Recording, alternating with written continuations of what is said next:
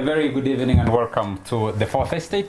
We start this show with, on a sad note, one of our members of the Fourth Estate, former colleague at the Daily Monitor, photojournalist based at Parliament and covered the president extensively, who passed on, Godfrey Serunyange, who passed on, and he was laid to rest this afternoon.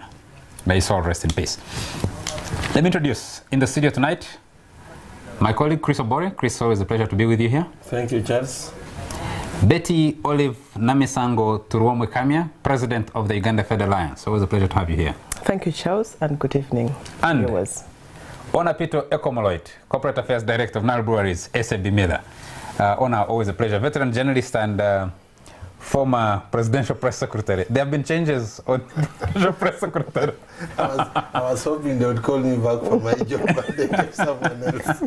Now, how would they call you back when really there is a very capable Linda there? I know. You see? Our lady. And the debate is whether Tamale Mirunde has been sent into retirement, senior presidential advisor on the media, whether he's been sent into retirement or not. Kicked upstairs. Yes, he says he's very happy. He would call a party, celebrate that elevation. He would go to the church for the first time. So did he go to church this morning? He said in the last 25 years he had never prayed. But for me, I just want to thank and wish Linda well. What a wonderful lady from Bugisu who is now from Teso. So we are men on Apito. You have been ably replaced. So congratulations congratulations to Linda. No problems. And I'm hoping that one of the first things she does is, but she's just been elevated to that take full charge of that position, which she has been running for some time, is to bring the president into the Fourth Estate here, and we ask him a few tough questions, and he can answer them. No, the president doesn't come. The Fourth Estate follows the president. No. No, he came to Capital Town. He can come. He should come to the media. In a functional society, you don't elevate a person so high, especially when he has the mandate of the people. No, when he's looking for votes. Yes. So he's looking for the people. Should come and look for us. Discussion tonight, where is the place of the citizenry as we look ahead towards 2016? And I'm starting with this, how many pages? It's an 8-page memo presented to the Central Executive Subcommittee on Friday, July 24th, 2015 by Amama Mbabazi, presidential aspirant, and he defines what who an aspirant is, quoting Section 1 of the Presidential Elections Act, and says, an aspirant is a person intending to stand as a candidate during the election for the office of the president. And he says, therefore, anyone who would like to become the president of Uganda must first have intentions, or, in other words, aspirations. Once one has intentions, the next logical step surely is to examine one's chances of success by exploring how much support one could gather. It is entirely possible that out of this exploration one comes to realize that the ambitions are not viable, and at this point their journey may come to an end. This process is what the Presidential Elections Act envisions when it refers to consultations. He was trying to defend his position. We'll be discussing that meeting. Amama Mbabazi and the Central Executive Committee on Friday. We'll also be discussing the fights in the Democratic Party, split between Erias Lukwago, Lord Mayor of Kampala, and Norbert Mao. We'll also be discussing the contest between Mugisha Muntu of the Forum for Democratic Change and Dr. Kiza Besigye, and of course a little bit of the Uganda People's Congress. We will compound that into discussing the implications of all these fights ahead of the 2016 general elections. Let me start with you, Ona, on this question. Where is the citizenry? Where are the issues of the citizen in all these fights that we're seeing? Amama Mbabazi has made 8 pages. His contest is still going on with President Yoweri Museveni. He hasn't picked nomination papers, and people are questioning, will he or will he not show up in Nambole? Charles, I think the debate as to whether democracy comes to a society because of the citizens or because of a visionary leader is really one of egg and chicken. In some cases, it takes citizens to cause democracy. In some cases, you may require a unique leader, to lead the process. So I think the crisis in Uganda and in many African societies is really that we seem to get the leaders we deserve. I maintain that a lot of us as citizens are laid back. Maybe some are cynical, some are pathetic. So the debate inherently is being led by the leaders. And I think some of the leaders have actually known that the citizens can be taken advantage of. And they try to ride on that to basically get their way. So if you're asking, in all these political parties, be it in NRM, in Honorable Betty's party, in DP, in UPC, certainly you can see the absence of the membership at grassroots really driving the agenda. It's always top down, and I think that's part of the problem we are facing. And until there is a genuine awakening by the people, which it's a very some people say it cannot happen because they are mostly impoverished. They have been impoverished by circumstances, and most of them are happy.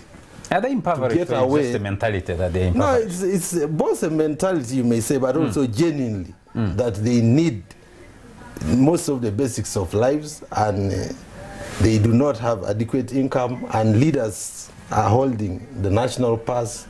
And so people maybe feel you need to ingratiate yourself to the leaders in order to get part of the cake. So I think it's a big dilemma for the country, that when will the members be the one driving the debate in these political organizations, holding the leaders to account? And until when that question is answered, we may run in circles for quite a long time. Who better to put that to than a leader of a political party? And start by asking the membership of the Uganda Federal Alliance, but more broadly, the fights between Mbabazi and Museveni, between Muntu and Besigye, between Mao and Erias Lukwago, between Jimmy Akena and Olaro Tuno. Where are the members? Where are the citizens of this country?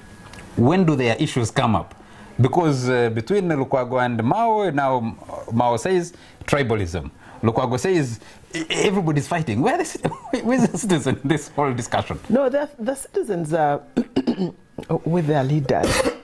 And I think that's how it works.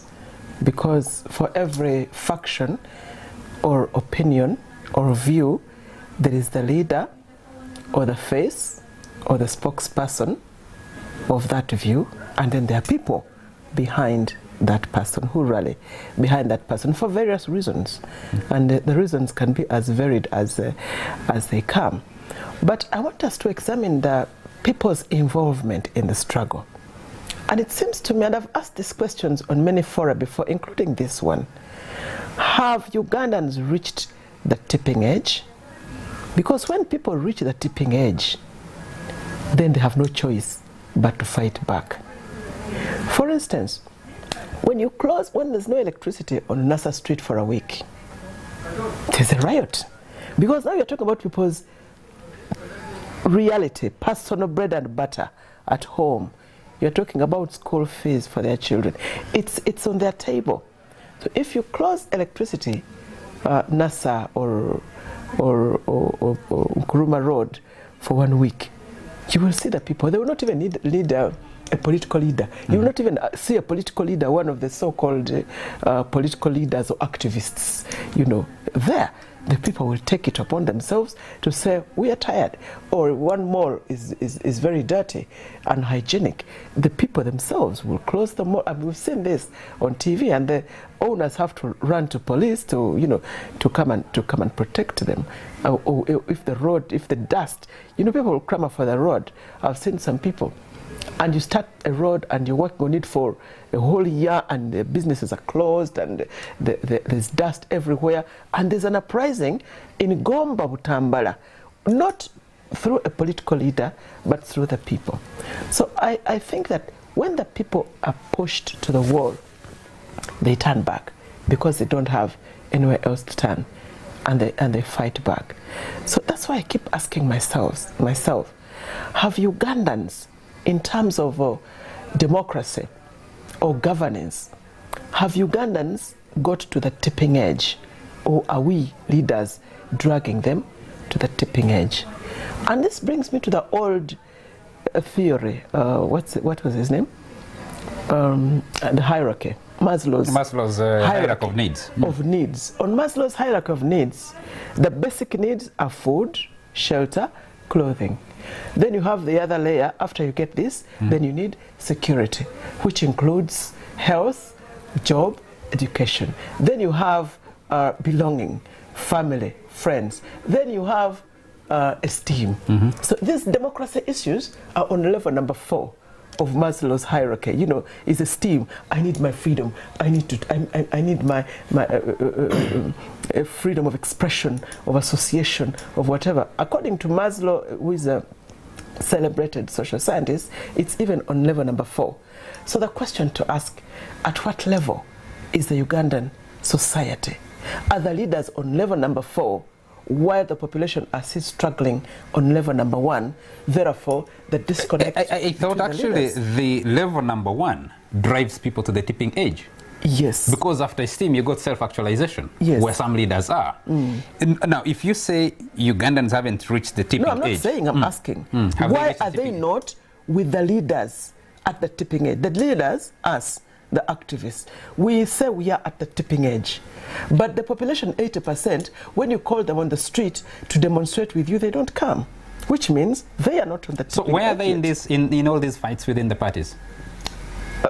Of course, in the parties they are there. You said the leaders are with their people. That was your first statement. The leaders are with their people. You know what? You were talking about Charles.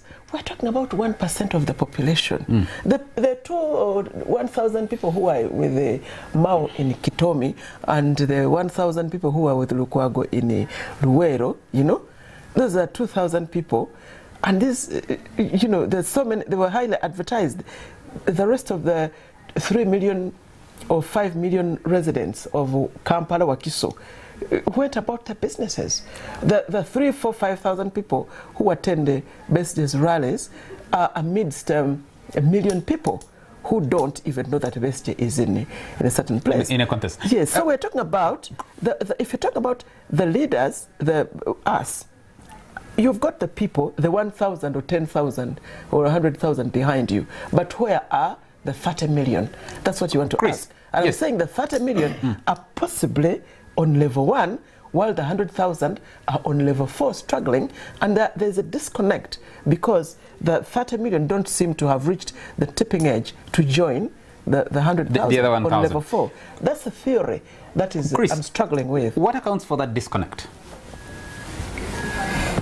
I think what we are discussing here is the selfishness of the African elite, and they are trying to cover it up by blaming it on the African people. So when you talk about people, let's segment which people are we talking about, because many times both a politician and the people are in a trap.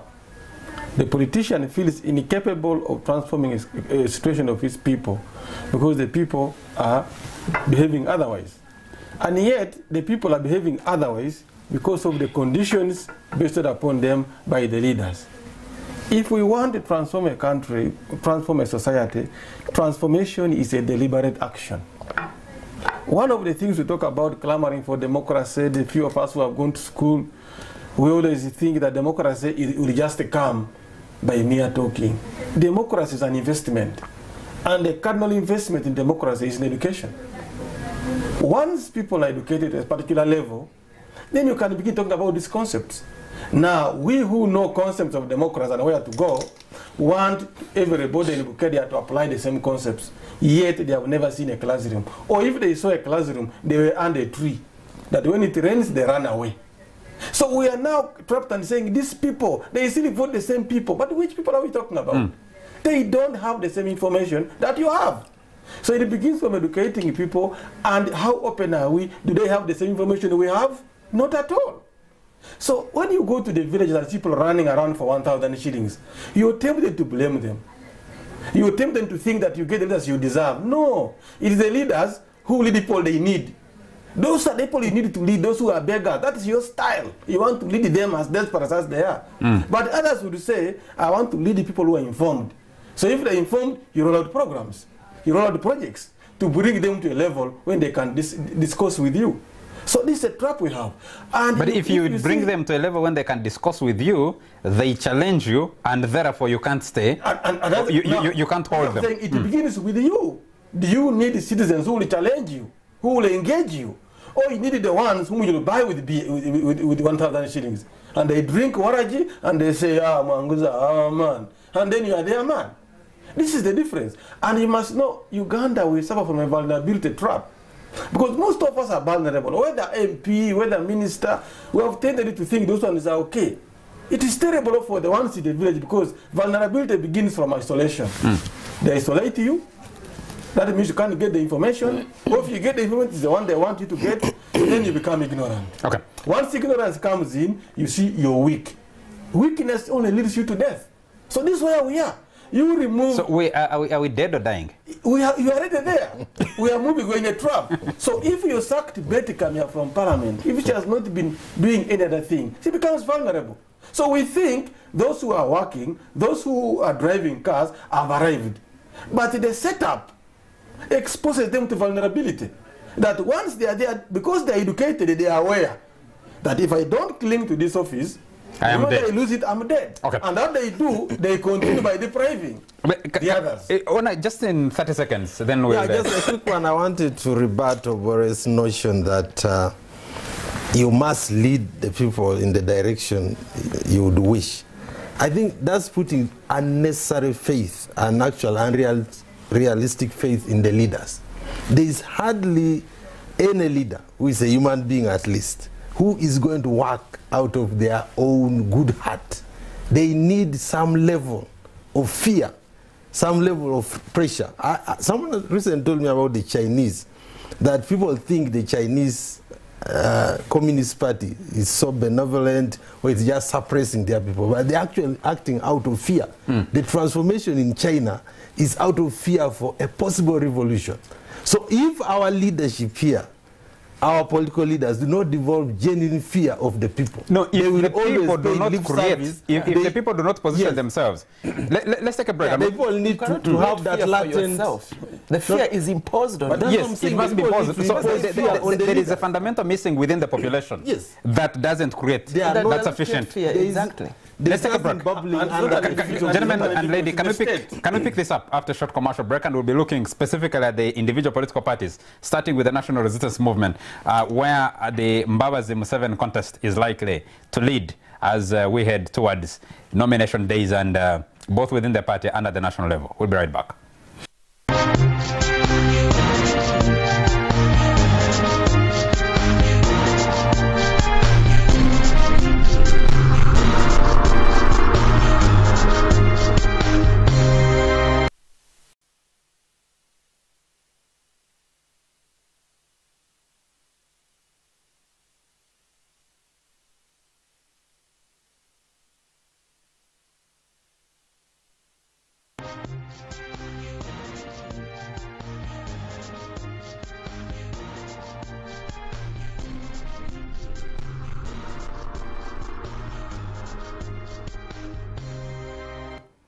You're still watching The Fourth Estate, and we're discussing internal party politics. What are the implications ahead of 2016? But broadly asking the question of where are the people as the party leaders fight in Kampala, in Katomi, in Luwero, Chadondo, Plot 10, Najanankumbi. I don't know where the headquarters of UFA are, but I haven't had the fights in UFA. In Kabuso, there doesn't seem to be fights within the UFA, at least for now. Actually, they are. They are. Somebody wants to host you of UFA. Let's go back to this question. Ona, what creates this vulnerability? What creates this feeling of disempowerment? Look, Charles, as Ugandans are very proud people. As an African, I have very high respect for our societies, and I'm really traditionalist in so many respects. But I think part of our culture and the way our societies are being led also has bred subservience. You know, I think the pre-colonial leadership institutions were quite, they are not based on so much separation, but they are based on so much belief in the leaders. The feudalism, you know, the leader was always absolute and people were happy, especially if he gave them peace You know, they always knew leaders were born and they inherited their leadership. And I think we have not outgrown that, despite why the Western education. Why? You still find highly educated people, when they encounter a leader, you know, of cultural or otherwise, they're on their knees. We have so much reverence for leaders, you just unquestioning loyalty to leaders, which is good in some respects, but also it can be taken advantage of. You just referred to China. China has some of the world's highest rates of poverty. Yeah. It has a tradition of emperors. China, Japan, all those are kingdom states. Traditionally, why have they been able to? But I think also maybe over time, maybe their centralization of leadership is much older than ours. They developed a challenging authority. They had a lot of revolutions before the communists came to power. There had already been revolutions in China. So, but here, our history, much as there were wars and what have you, there was always wars between a group led by one individual and others, but that individual was hardly challenged. So and that individual turned themselves into an absolute of some sort. We need to, so long as we believe in education and all its liberating power, it must also liberate people from being beholden to individuals, respecting them but challenging them reasonably. Chris, let me turn this forward to Chris over the fights within the NRM. The fight now is, yes, I'll come back to you in a moment, Betty. The fights in NRM, there was that meeting on Friday between the Mbabazi camp and the M7 camp, trying to resolve whether Mbabazi can pick nomination papers. And he believes I must read the rules before I can pick my nomination papers. Nobody knows where that will take, that internal fight. If it leads to an actual contest in Nambole or not, we do not know yet. I will connect it from where the people are.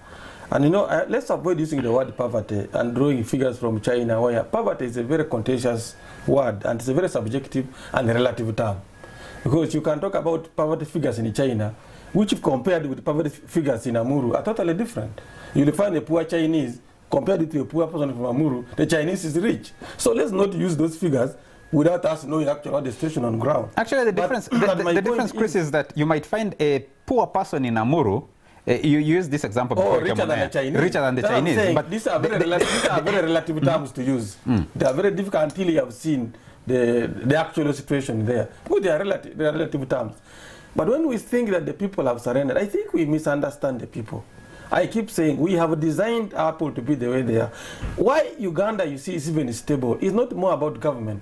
It is our nutritional capacity. Exactly. That Ugandans, the nature helps Ugandans to survive. And we have only kept the poor people at that level of basic needs. I agree. So they are able to pick greens and eat. They are able to do this. And so they are not yet here to use big terms. Democracy, governance, doesn't matter to them. Exactly. But if you want to know that these people can be as brutal as any other, I want to tell you, it is not the professors who brought the issues of Kayonga riot. Not at all. There was no professor. It was those people you think are stupid. In Kasese, you didn't see any PhD holder there. People who were arrested. So that is the power in the people. Once you touch that which affects them. Now, because we are able to give them waraji, they drink, they forget, we think that they are not as strong as other citizens.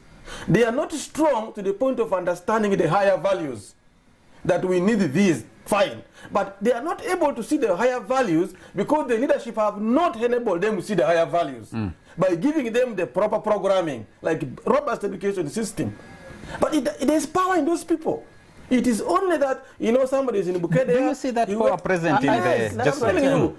Somebody in Bukedea, because they have been kept to see needs as a house, as a food, as long as they eat, education doesn't matter, your children are healthy, I'm sick, somebody comes, takes me to hospital, they have remained there. That's what you mistake as powerlessness.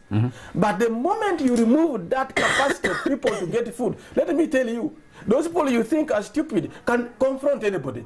The moment those lower values are not met. But when you come to NRM, let me tell you, this gymnastics, whether you read the wiki letter, there has never been any politics sorted by English. We are mistaken by propaganda. This is propaganda. The meeting of NRM or what, that's propaganda. It doesn't change anything. The actual politics is a political arena. Issues which will happen in the photo, touching those people. Whether you meet here, you publish which ideals, you define what, that is speaking to yourselves who know it. That's what I believe. You know, Charles, yes, I agree with, and Chris is largely saying what I started, that there seems to be a disconnect between the elite and the grassroots. And the elite we're talking about are like 1%. Those are the people who are exposed to these lofty ideas of good ideas to aspire for, of democracy and all these other things, while 80% of the population or 90% of the population are on the basics of food, shelter and clothing. And most of them in the villages there, they have a roof, maybe wood and metal. We had a very interesting debate with MOVES. Professor Malunywa arranges once a year the leadership center, and there's so many people from all over, and we're discussing poverty. And the question I raised was, is poverty a way of life or a condition? Because a village person, a man who has a garden, or I mean a shamba of bananas and 2 cows and 5 goats and 10 chicken, he goes around with a torn shirt. But a man here in Kampala who has no regular income will wear a clean shirt every day and use toilet paper and brushes his teeth every day.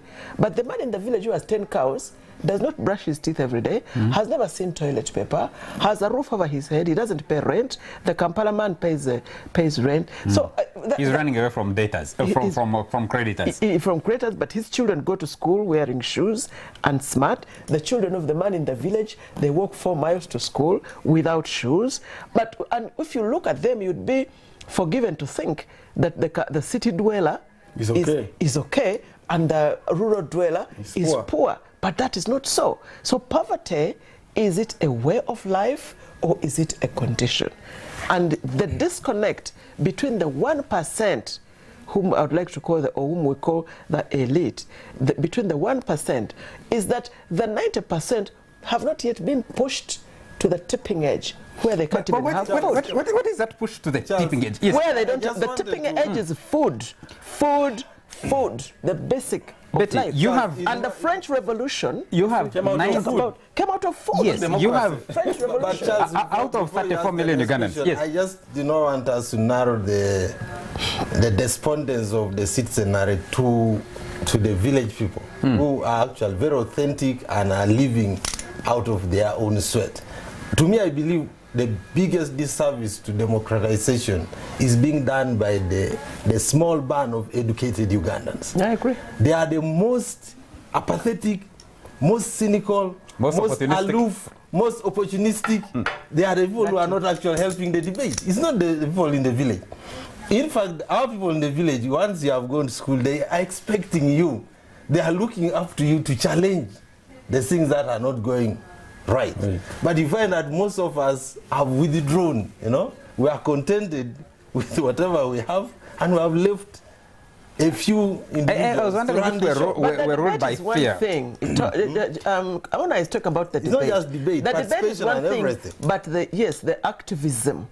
It is the 80% who will cause a revolution. Like the French Revolution came out of food, the Magna Carta, which the British are celebrating of 800 years ago, came out of food, you know, and taxes. And exactly that's the point I was trying to raise. You have, out of 34 million Ugandans, 10 million permanently stuck in poverty. What is poverty? That's what... no, yes. Chris is asking. What do you mean by poverty, stuck in poverty? Is it because they don't have a roof over their head? They don't have a cow? I mean, they don't have... You represent an urban constituency. People are sleeping in shacks, in tin structures. They are paying rent for those, and you're saying that's not poverty. If that man has got 10 acres of land, yes, he still remain poor. In Bukedea, that Chris is talking about. Charles, let me tell you something. You say I represent a rural, I mean this... An urban constituency. Actually, Islamic constituency. Yes. Those people you are talking about, they're the people who fill Nambole Stadium when there's a match. They're the people who fill the show, the Chameleon's show. Chameleon's shows. They are the ones. They are the people who fill, you know, who go to Can you help me understand this? Every one of them has got a mobile phone. We'll dedicate the last bit of the show to discussing the party in the politics. You see, Charles, yes. Let's not get derailed by poverty discussion. The dimensions of poverty, even those who have done scholarly work on it are not agreeing.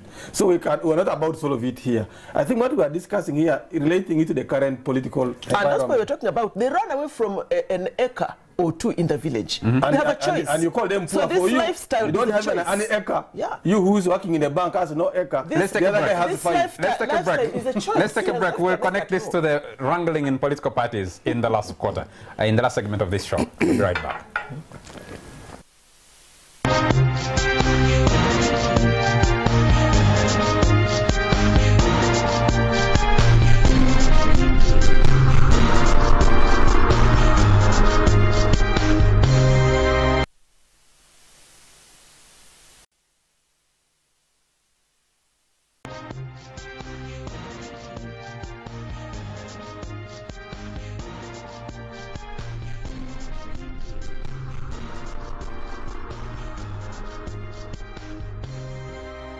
Welcome back to the last segment of the Fourth Estate.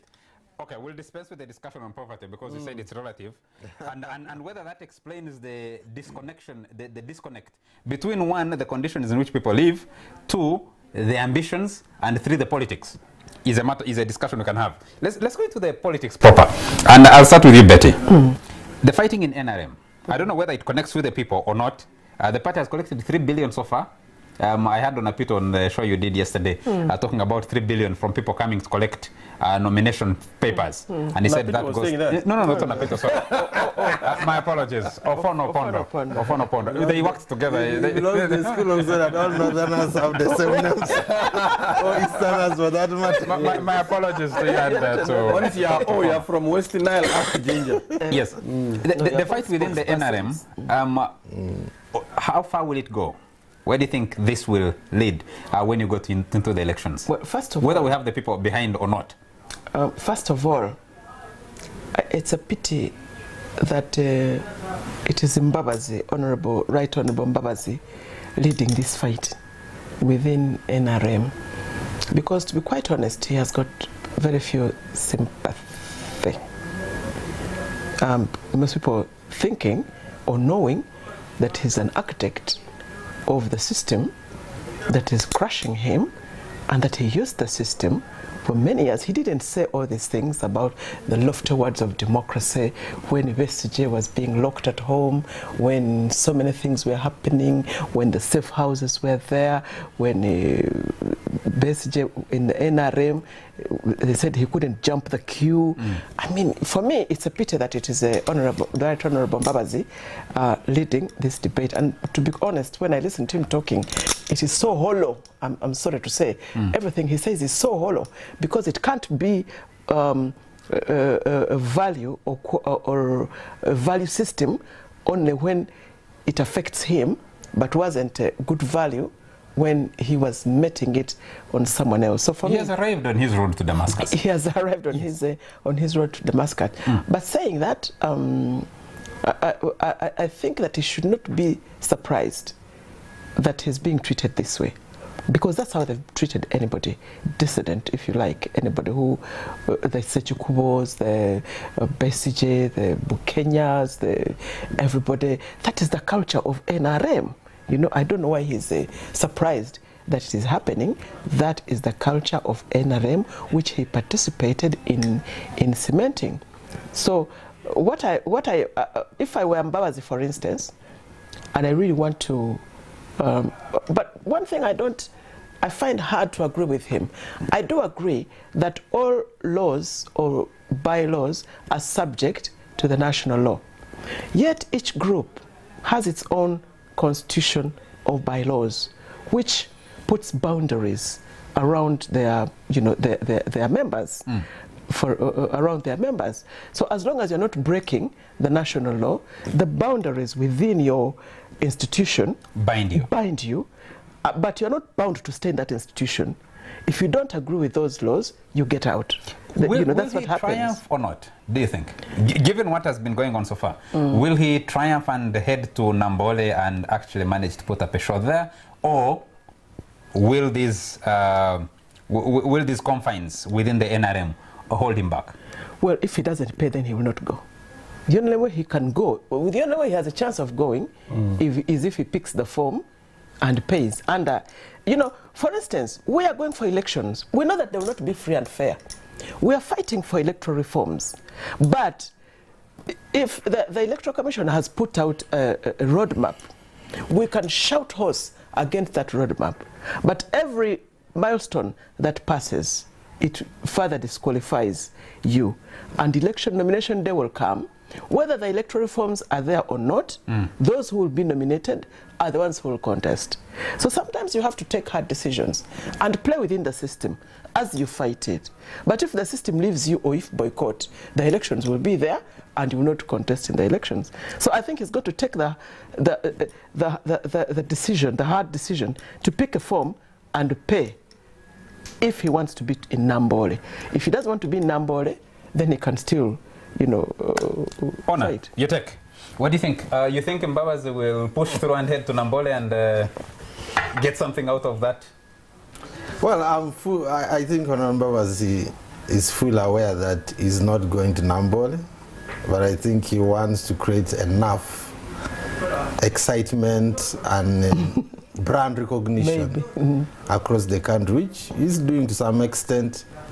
His only chance is to get on the ballot using another platform. Is it the TDA? Is it independent? I don't think he hasn't signed up. Kami has signed up to TDA. It is obvious that President Museveni is going to be the sole NRM flag bearer. There's no debate about that. But why doesn't he push it and pick the form? Because already time is ticking away, and if the president is the only one who has picked the forms, then the delegates will be happily declaring him the sole candidate, which has already been mooted. But to me, he has already been declared. All the debate that Amama is trying to posture with in terms of law, this is not about law. This is raw politics at its best. This is a question of might, and he knows very well. And there is really no right and wrong here. It's just a question of what can you do between him and the president, between him and the NRM secretariat. If he has enough support, silent or otherwise, to override the president's support, then he will triumph at the end of the day. But if he doesn't have nothing, however right the law may be on this side, we have just been discussing that our society is not yet at the level whereby the law is paramount, or the wishes, the good wishes are paramount. It's about interest. It's about being able to marshal force to some extent. Okay. Chris, what does your fly on the wall say? One, from the SEC meeting, and two, whether actually, is it plot 26 Nakasero or the other place in Kololo, whether there is actually a plan to head to Nambole? This thing, remember, people always want to eat me up, you know, but I have a weakness to speak my mind. Whether you get happy, it's up to you. But I can tell you, Charles, and I will repeat it, Mbabazi is a Facebook, Twitter, and a media politician. He's winning a war from the same people who can tweet, who can Facebook, and say this, WhatsApp, and then Instagram, then a WhatsApp group, then share a photo, then share your propaganda among yourselves. The big voters are outside. And I'm telling you, there's a disconnect. You cannot tell me that Mbabazi has overlapping support. Since he declared, I've been tracing this thing. His lawyers, Severino. Who is Severino in this town, in legal terms? He's a lawyer, yes, but who is in legal terms? Muema. I grew up seeing lawyers in this town. What about when the president was in trouble, it was Matovu, it was Mpanga, you know. I mean, Balikudembe, you see. But Mbabazi is playing like he's trying to do university guild president elections. That you keep defining terms, what they mean, move to Taiwan. That is Makerere politics. This is really politics of touching people. And he's talking like that, meeting these defining concepts. Maybe institutions would invite him because of his wealth of experience. He can define these concepts to foreign audience. But our politics here, you can't, since you stand and you say the support is required. If people support you, why are they quiet? You don't find a former C5 chairman has come and is moving with the Mbabazi. There's some poor youth somehow, somewhere, then they're too radical. Hey, what was he doing all that time? They are MPs. If they also support you, this is the time they are okay. But again, with all due respect to debate, just hold on. Trying to measure Mbabazi's support in this context is hypothetical. Because actually, there's been no contest. There's no contest. There's no contest. So you can't measure his support in a no contest. But you see, you can't tell me there is no measurement for this support. Yeah. He is complaining that the supporters of so and so are moving. You can see. No, I think Chris is making a good point. Yes. There's no chairman of LC5 with who is there with him? Who is moving with him? Are you going to People are happily picking forms. They're not contesting anything. They are former MPs, at least you say. There was a former MP now who's spearheading this campaign. Who is coming out but you find that things are moving clandestine. What? You wait for what? We are all here. We know these people. Are you ready to be surprised when he unleashes? Unleashes what? I don't need to be surprised. Are you ready to be surprised? I don't need to be surprised because I needed to see. Okay. Because, I am more concerned, I'm following Mugisha Muntu and the BSJ campaign better. Because Mugisha Muntu is laying his spines. He says, I want on these grounds. I was happy to see him in Igulu, see what response he's getting. The guy is saying, this is who I am. The other is saying, this is who I am. The argument is yours. All I'm saying, if Mbabazi had been allowed to go to Mbala and other places, maybe then he would be able to. But who allowed Besje to work in this town? But because he was allowed by police. Besje was allowed by police. That's also selective analysis. No, it's correct. In this town, he was allowed by police. That's the truth of the matter. Mbabazi has come to this politics when the political space was allowed. Rwanyarare, Cecilio Gwal, Dokule Parks did the politics when it was outlawed. Exactly. Besje was in this town when these things were outlawed. Now, who's this Mbabazi who wants to be allowed? You see, this market politics of yours, you take where you're taking. Let me tell you. I agree. Let me tell you that, Pito. The trouble, we used to accuse Besje that he has a personal grudge with Museveni. Actually, Mbabazi has no political issue with Museveni. This is personal. They should tell us the personal thing. But I'm going to analyze. Actually, he has not even said it. What is substantially Mbabazi says is against Museveni? Substantially, what it is. Actually, you didn't read the 8 points of his declaration. This is a man who literally was a co-president, not a vice president. Co-president. He could dispense a vice president anytime. He could use a jet anytime. Hold it, Chris, for a moment. Let him tell us the personal thing, rather than deceiving. Hold it for a moment. He says, on Monday, 15th June 2015, I publicly declared my intention to seek the people's vote as flag bearer for the national resistance movement and ultimately for president in 2016 presidential elections. Prior to that, several days earlier, I had penned a letter to the national chairman of NRM informing him that I would be duly seeking to be elected both chairman and presidential flag bearer. The reasons I gave were simple and profound. I believe it is time for two changes, a change of guard and a change of governance. I am not alone in this regard, and by many indications, the aforementioned change is desired by the Ugandan people. More so, it is deserved. As I stated before, and shall keep stating, much has been achieved, and there is a marked difference between the Uganda of today and the Uganda of January 1980. I answered you very ably on that matter. I don't know why we are moving. I've told you this is actually a good presidential speech. I have not seen any substance. The only thing I'm seeing from Mbabazi is Museveni has not told him, Mbabazi, don't stand. Mbabazi is saying I'm the owner of NRM. So it's a contest of who owns NRM. If that's what he wants, then they can fight with himself who owns NRM. No, but standing for presidential candidate, nobody has stopped him. Only that NRM has told him, if you want through us, it doesn't work. Now, then you begin to say you are beginning to be a president. Okay. Let's listen to Betty briefly, and then we'll go to DP and conclude this discussion. Yes, I think Charles Chris has said it well. It is only confined within NRM. And as I said earlier, if you belong to a group, they have their bylaws. If you don't agree with them, you can get out or challenge them in court. But for now, time is taking away, and if he doesn't pick their form, he will not be their candidate. But he can still come as an independent or through other means. But having said that, Honorable Mbabazi has said, with me on several fora, which we attended together and publicly, that President Museveni has been a good leader. He has no serious problem with Museveni. He has led this country well. He has no problem basically with NRM. His problem is that Museveni has overstayed. And he should give way. That's what is coming out. But can I he doesn't have to have any serious issues. Quickly before we move on to DP and then conclude this discussion. If Mbabazi is raising issues of the functioning of democracy within the NRM, shouldn't we have an interest that individual groups must function with internal democracy? No. Should we say they should play by their... Why should you have an interest if you FDC in an NRM issue? No, we should have an interest in federal alliance issues. No, why are you drawing high to NRM issues? No, we should even have interest all over, even in... I thought the building blocks of democracy even in your neighbor. No, you are your neighbor's keeper. You are your neighbor's keeper. But what we are saying here, Mbabazi is raising fundamental things of democracy, internal democracy within NRM. And he's right to do so.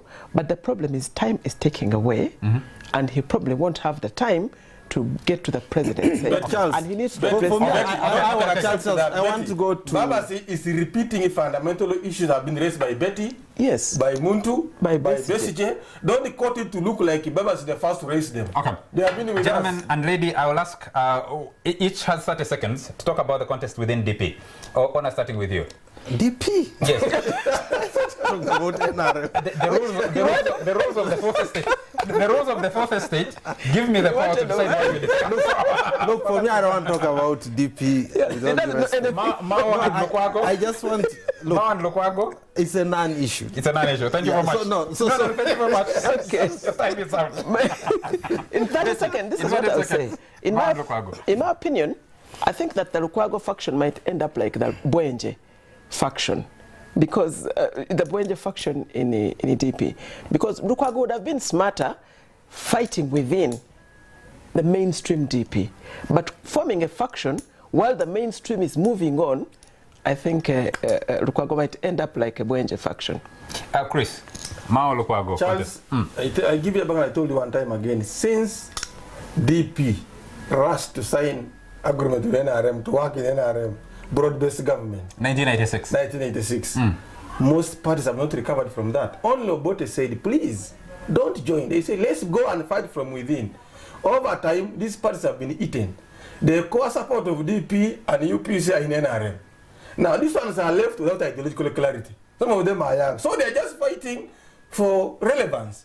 There is no focus now that we are growing parties. If parties had stayed out of NRM, especially DP and UPC, they would have denied NRM a base to grow its support. But NRM allowed them in, and NRM swallowed them. And it's very difficult now for them. They are like grasshoppers in a bottle. I've had someone talk about swallowship. There's a term called swallowship, which I've had people talk about. But our time is out. We need to get out of here. Ona, you still want your second? About DP. No. Look, for me, Obama has been in Kenya. Tanzania has recently got a successor for Kikwete.